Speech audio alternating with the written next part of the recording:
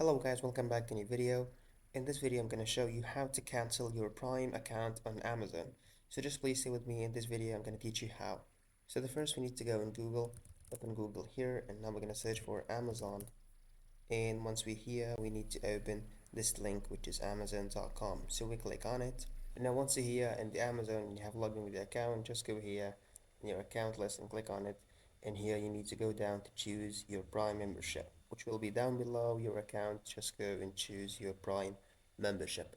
Now we click on it here, and since we click on it here, as you can see, for me I don't have an account, so I need to go to start my free trial. But this explanation for those who has the account. So once you're here on this page, you will not see the unlimited free fast delivery or start your free trial. You're just gonna see a page here with some options, and just you need to go and click on your channel, which will be one of the options. And then once you click on it, you go to choose cancel subscription.